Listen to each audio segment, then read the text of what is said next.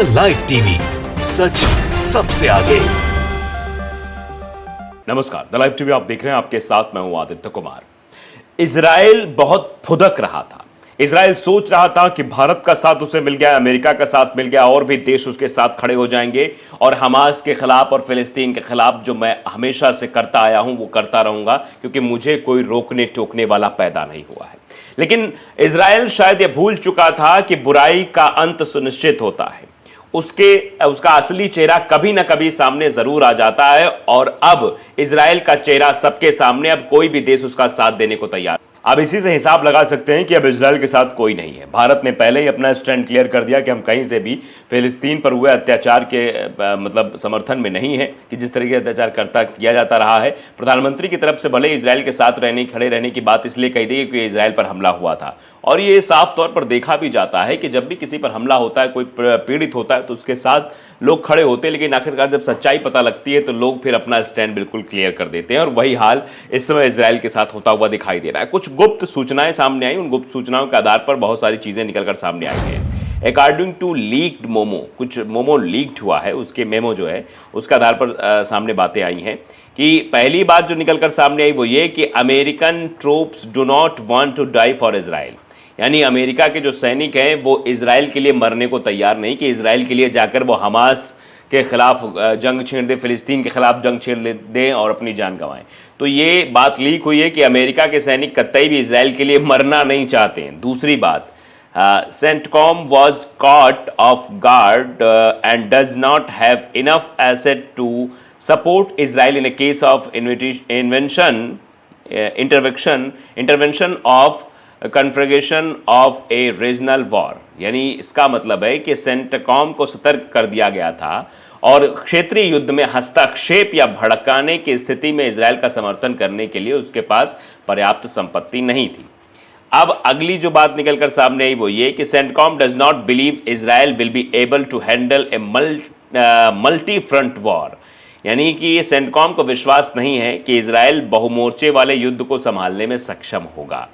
तो इसीलिए अब इजराइल का साथ कोई नहीं दे रहा। तरह तरह की बातें निकलकर सामने आ रही हैं कि आखिरकार अब जो है वो झटका हर तरफ से मिलता हुआ समझ में आ रहा है। हमास और इजराइल की जंग में अमेरिका ने पलटी मार ली है, इस तरीके की खबर भी निकलकर सामने आ रही है।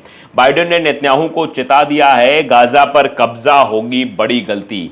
यानी अगर गाजा पर कब्जा करने की कोशिश इजराइल करता है तो बड़ी गलती होगी। पहले कुछ लीक होता है और लीक होने के बाद में जो है अमेरिका अपना समर्थन वापस ले लेता है। अमेरिका कहता है कि गाजा पट्टी पर कब्जा नहीं करने देंगे, जबकि इजराइल हमेशा से चाह रहा था कि वो गाजा पट्टी को निशाना बनाए। गाजा पट्टी पर वो लगातार हमला कर रहा था, एयर स्ट्राइक कर रहा था, जबकि हमने आपको सच्चाई बताई थी जो आईडीएफ जो सेना है वो किस तरीके से दुबकी बैठी हुई थी हमास के लड़ाकों के आगे। हमास के लड़ाकों के आगे वो नीचे हो गई थी, मतलब घुटने पर आ गई थी, पेशाब तक कर दिया था। और सबसे पहले जब हमास की तरफ से कार्रवाई हुई भी थी तो वो सेना यानी आईडीएफ के ऊपर ही हुई थी। आईडीएफ को जो है मतलब निशाना बनाया गया था। और फिर आपने देखा उसके बाद इजराइल ने क्या कुछ किया। इजराइल ने तो मासूम बच्चों तक को नहीं छोड़ा, माताओं बहनों तक को नहीं छोड़ा। जिस तरीके की तस्वीरें निकलकर सामने आई वो बहुत भयावह तस्वीरें थी जो गाजा पट्टी पर दिख रही थी, और लगातार गाजा पट्टी को लेकर चेतावनी भी दे रहा था। जो लोग बेचारे विस्थापन भी कर रहे थे, वहां से जा भी रहे थे, उनके ऊपर भी बमबारी हो रही थी। वो ट्रक जा रहा था, हमने आपको तस्वीर कल दिखाई थी, उसमें कैसे जो है 70 से ज़्यादा लोगों को मौत के घाट उतार दिया गया, लगभग 1000 से ज़्यादा लोग घायल हो गए हैं। तो ये जो कांड किया जा रहा है इजराइल के द्वारा, ये पूरी दुनिया देख रही है और दुनिया अब इसका जवाब देने को आ गई है। इजराइल और हमास के बीच खूनी संघर्ष जारी है।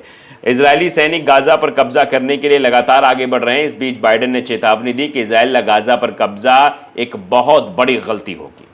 मिडिल ईस्ट में बढ़ रही खूनी जंग के बीच जहां इजरायली सैनिक गाजा पट्टी पर कब्जा करने के लिए लगातार आगे बढ़ रहे हैं, अमेरिका के राष्ट्रपति जो बाइडेन, जो अभी तक जंग में इजराइल के साथ दिख रहे थे, उन्होंने नेतन्याहू को चेतावनी दी है कि गाजा पर इजराइल का कब्जा एक बड़ी गलती होगी। राष्ट्रपति बाइडेन ने रविवार को प्रसारित एक साक्षात्कार में इजराइल को गाजा पर दोबारा कब्जा नहीं करने की चेतावनी दी।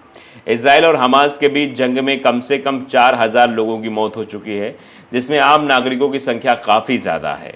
मरने वालों में कम से कम 29 अमेरिकी भी शामिल हैं। अमेरिकी राष्ट्रपति जो बाइडेन का ये बयान ऐसे वक्त में आया है जब इजराइल सेना हमास के खिलाफ आर पार की लड़ाई में गाजा पट्टी पर पूर्ण नियंत्रण हासिल करने के मकसद से आगे बढ़ रही है। इजरायली सेना ने रविवार को एक बयान में कहा था कि थल, वायु और नौसेना ने गाजा को तीनों छोर से घेर लिया है। हमें ग्रीन सिग्नल का इंतजार है। इसके बाद इजराइल ने गाजा पट्टी पर हवाई हमले रोक लिए, आम नागरिकों को सुरक्षित स्थानों पर जाने के लिए 3 घंटे का अल्टीमेटम दे दिया था। जो बाइडेन ने 7 अक्टूबर के हमले के बाद इजराइल के लिए समर्थन की पेशकश की है। हमास के खिलाफ जंग में अमेरिका इजराइल को हथियारों की मदद भी पहुंचा चुका है।